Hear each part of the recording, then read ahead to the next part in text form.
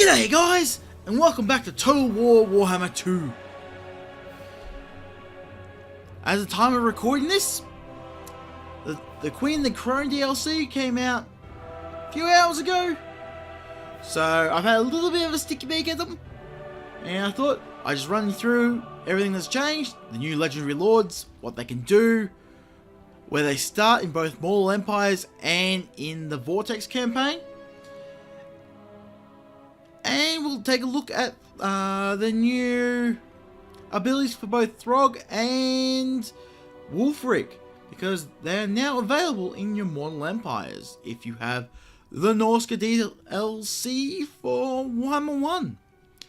So without further ado, let's have a look. Alright, so first off we have the Queen.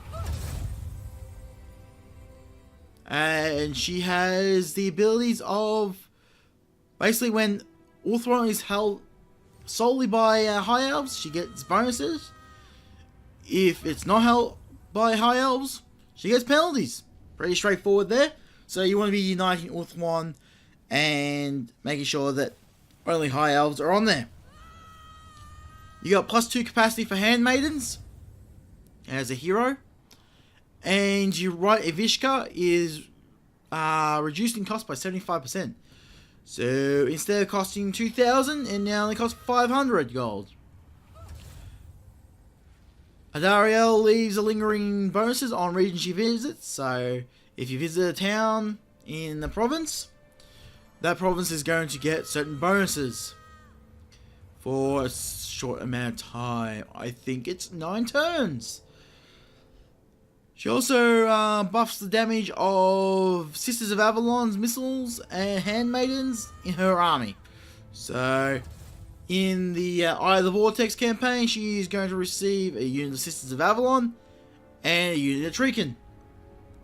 So, let's pop into her campaign and we'll have a look at her starting area. Alright. So, Queen Ilaria. Alariel the Everqueen. Lariel. She's going to start with a unit of Dryads, some Spearmen, her sisters, some Illyrian Reavers, and some Treekin. And her capital is going to be Greenvale. She's got Tor Sepidor and Evershal as your two starting provinces that you need to take over to complete your province. And she starts with the same buildings as any other High Elf legendary lord, except for the new free DLC lord, who has something slightly different. Well, he does in his Mortal Empires anyway. Not so much in his Eye of the Vortex. You're still in the race for the Vortex, so there you go. This is where you can check your status of Ultron and what sort of penalties you're going to be getting, or bonuses, depending on the status. So you start off with a pretty piss poor standing on Ultron, so you're going to get some pretty harsh penalties there. Anything else? No, that's pretty much it. So it's not going to be any different than any other Vortex campaign, except the fact that you can get Treekin in your army. You're going to want to move, obviously, your barracks over to either Tor Sepidor or the Evershal, and you're going to be looking at taking the Phoenix Gate as soon as you probably can. Alright, let's go jump over to her Mortal Empires campaign and have a look at the differences, shall we? Okay, so as you can see, Greenvale being Mortal Empires, everything's squished together a bit more. So, you still got Tor Sepidor, you got the Evershal over there, and Greenvale.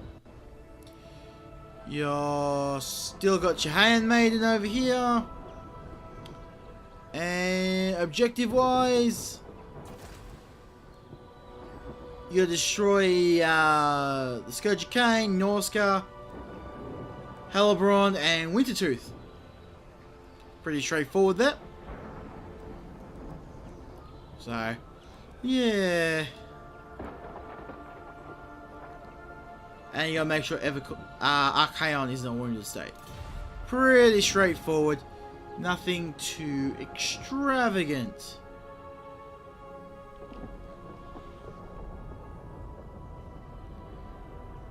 I don't think there's any drastic differences between the forces she's got. Nope, her forces are absolutely identical. She's still got her legendary staff. So there's not much more to say on that.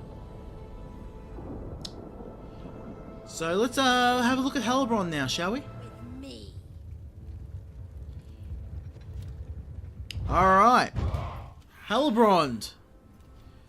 Can sacrifice slaves to trigger a Death Knight. The Death Knight spawns an allied Blood Voyage army. Failing the whole Death Knight causes penalties. She gets +2 hero capacity for Death Hags. And she gets an additional 25% more slaves from battle. Her Lord effect is she pays a -50% upkeep for Witch Elves, Sisters of Slaughter, and Executioners. In her army, obviously. So, she's also got the normal stuff for Dark Elves. So, yeah, that's a thing too. So, let's jump into her campaign. We'll have a look at her starting area. So here we are in the Eye of the Vortex again for Hellebrand. Mistress of Harganeth. She's going to start with some Executioners, some Sisters of Slaughter, Bleak Swords ×1, Dread Spears ×2, and Dark Shards. Beautiful. You got Spite's Reach and Karak up there. You got Grond over there. And the Black Pillar, which are part of your province. So your first move is probably going to be to take Spite's Reach. Okay, so up here we have the Death Knight. It costs you 800 slaves to trigger. And every time you do so, it goes up in cost by 1. She's currently sitting as Blood Queen. But next turn, she's going to drop down to Joyous. So as a Blood Queen, you get the bonuses of gaining +2 loyalty on all your lords each turn. Or you have a chance to anyway. She gets a Vigor loss reduction of 25%. 20% physical resistance for Hellebrand and Witch Elves. +10 leadership to all armies. And +6 public order in all provinces. Dropping down to Joyous, your lords have a chance at the start of the turn to gain +1 loyalty. You got a 15% loss in Vigor reduction. You have a 10% increased physical resistance for Hellebrand and Witch Elves instead of Z20. You have +10 leadership to all armies, which is exactly the same. And a +4 to public order in all provinces, which is a -2. Going down to Respected now, you're only getting a -5% reduction in Vigor. You're getting a 5% physical resistance reduction for Hellebrand and Witch Elves. You have a +5 to your leadership for all armies, and a +2 to all public order in all provinces. Dropping down to Bitter is when the negative effects start to kick in. You'll start every battle as Winded for Hellebrand. You'll have a -10 to your physical resistance for Hellebrand and Witch Elves, so you're going to take an additional 10% more physical damage. You've got a -5 to your leadership for all armies. You have -5 to your public order in all provinces, and -5% to your tax. So, not good.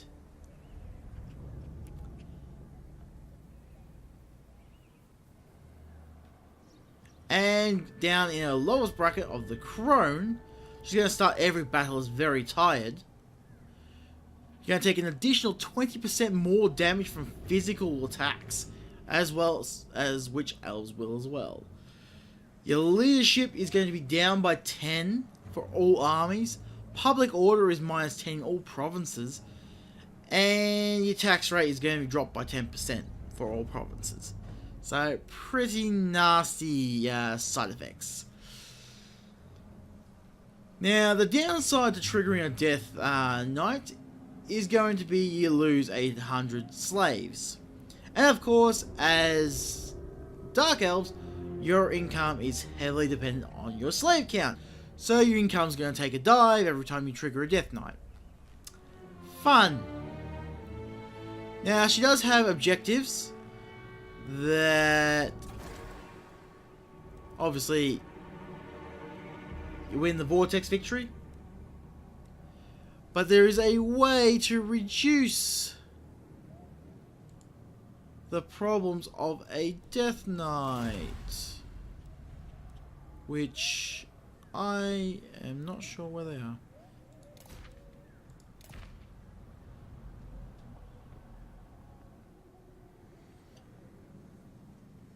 Nope. Nope. A chill wind blows. I'm not sure where it says it, but I know there is such a thing.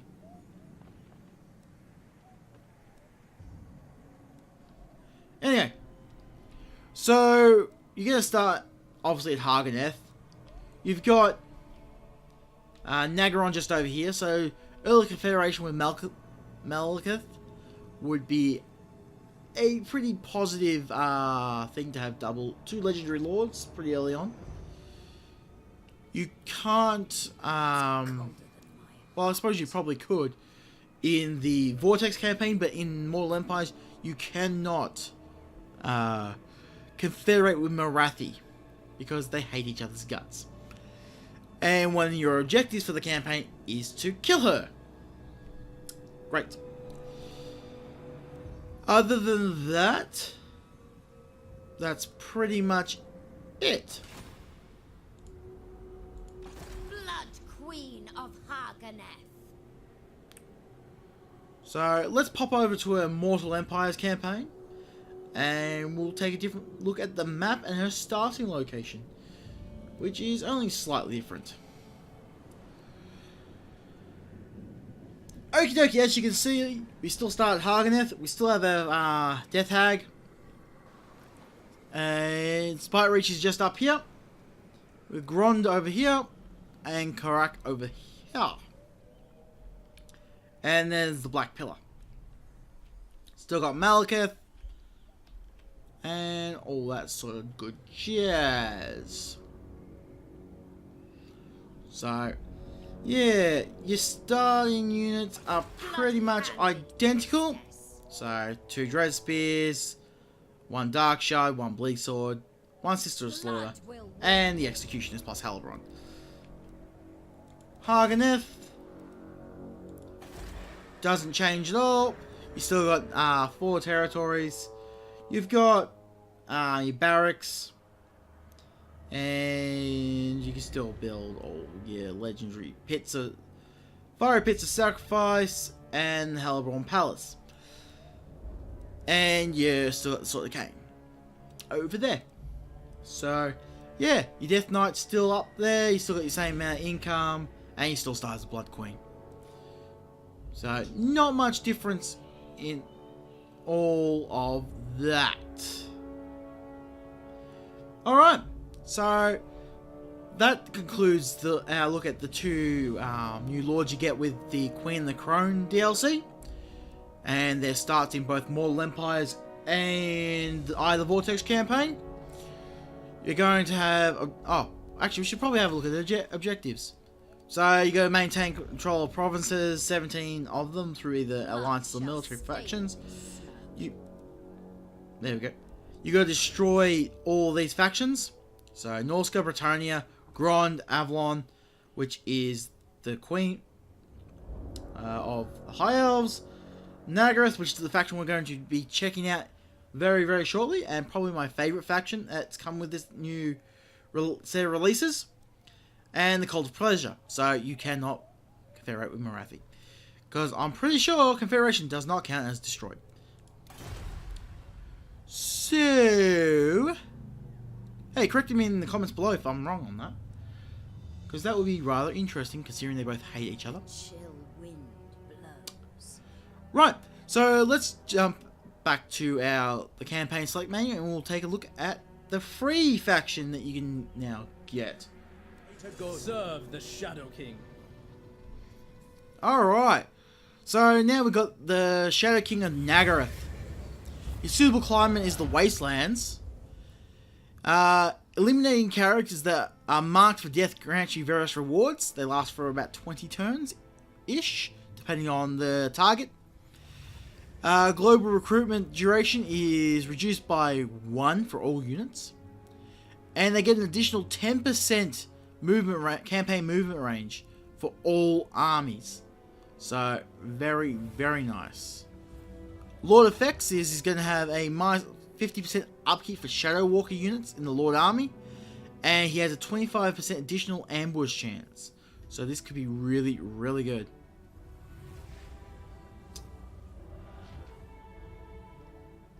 Alright. So, as units, you're going to get the Great Eagle and Shadow Walkers. And I believe he has the ability to, in normal stance, have a chance to ambush as well. So let's have a look at his start in the Eye of the Vortex campaign. Alright, so as Nagaroth? Yeah, Nagaroth. You start at Black Creek Spire. It also has 4 cities in the province. And you start as with Spearmen, Archers, Lothran Seaguard. Pretty straightforward stuff. The advantage of this one is it's already in a Maya settlement, so you don't have to move it. So there's no reason not to upgrade to a rally field, probably turn 1. And you'll want to be sticking in your advanced building, your special one, to get your specialty units. Only goes up to tier 2, so again, no reason not to put it into Black Creek Spire. Alifana. In your starting army, you're going to have some Shadow Walkers, Archers, your Grey Eagle, and 2 units of Spearmen, plus your Legendary Lord. And this is your targets up here. So, you got 20 turns to complete it. If you do, you're going to gain 3,300 treasury, 35 influence, and you get the bonus of Druki Slayer for 20 turns, which is going to be minus 20% upkeep for all units in all armies, and plus 20 diplomatic relationship with all High Elves, which will be great for confederating. Help you get more Legendary Lords under your belt. So here we got, if you do this one, you're going to get Murderous Dance, so plus 10 growth in all province, and plus 20 High Elf relations. But they're all over the place, and they are randomly generated. So these two, pretty close together. This one, all the way over here. Yeah. So grabbing this one will probably be unlikely in the 20 turn time limit. That being said, luckily this one doesn't have a bonus. So, probably not the greatest one to grab. I would personally be prioritizing these two, because they are literally right next to your starting area anyway. And, yeah. So, you're in the race for the Vortex, same as everybody else, except for the Tomb Kings, obviously. You get some good... your treasury doesn't really change. Pretty sure that's about the same for every single faction, actually. And your standard movement... Yeah. So your stance is stalking, same as the Skaven. So, chance of ambushing in your normal stance. You got raiding, ambush. So I don't really know why you go into ambush stance. Because, well, you have a chance of ambushing in your normal stance. And you have the Shadow Realms, which is just your underway. So, and you're immune to attrition, minimum requirements to assume, not move this turn. So, yeah. Now, his Mortal Empire start is very different. So we'll go and check that out right now. Alright. So in his Mortal Empires campaign, starts off... Oh, that's not what I was after. Alifana. Start off with the same starting units, that's all good. But your capital... It only has 2 provinces on the Black Coast. And you start right next to Marathi. Like, she's literally right there. You can see her from your starting location.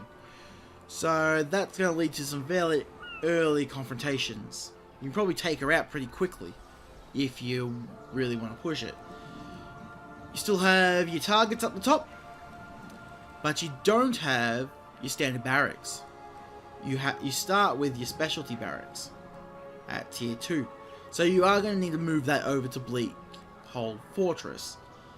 And then, yeah. Once you get it. You do start with a port. So you have actually more income than you would have in Mortal Empire. Eye of Vortex. Keep mixing the two up. Yeah, you have a higher income than you would in the Eye of the Vortex campaign. But you do only have a 2-sit province. So you probably potential income in the Eye of the Vortex campaign is actually higher in your home province. You just start with better. So now your first Shattered realm. your other province city you need to take, the Bleak Hold Fortress, you can literally move up here and take it with an auto resolve. From the shadows. Fight them. Send them. Really straightforward, straight up auto resolve. You don't have to do anything, and that gives you a starting province.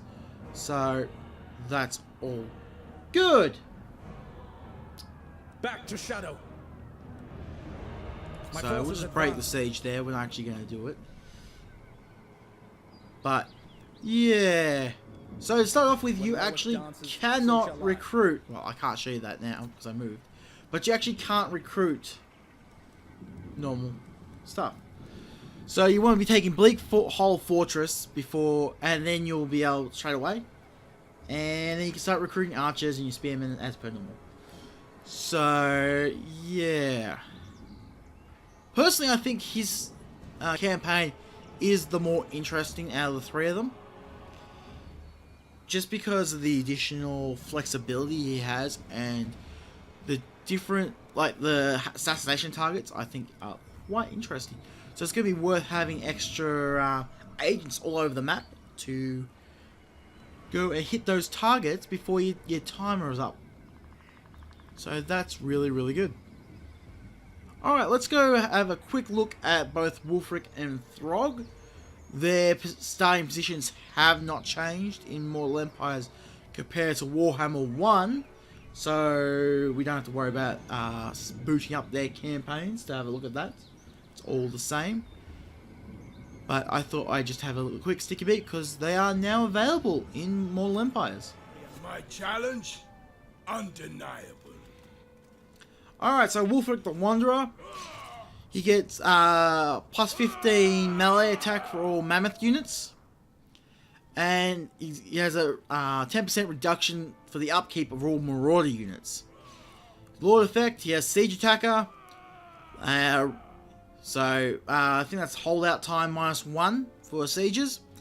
You got reinforcement range of plus 20% for Lord's army, and his army causes fear.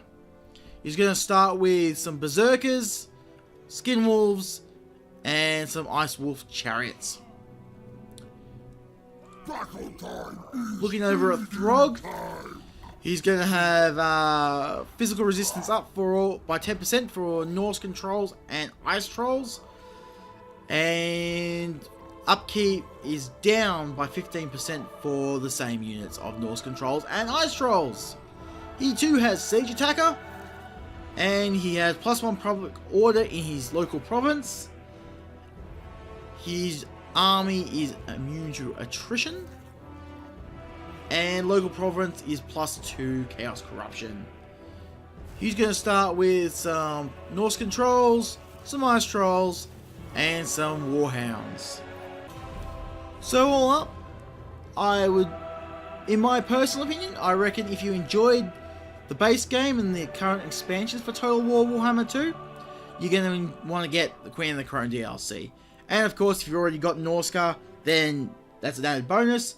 Plus, you got the free DLC with the new High Elf faction as well.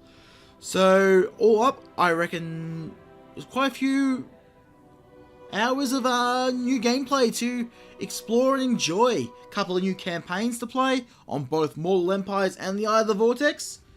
So, my opinion, definitely worth picking up. But that's all up to you guys. Let me know what you think of down in the description below. And until next time, just remember, why bother playing a game if it ain't fun? Thank you, and goodbye.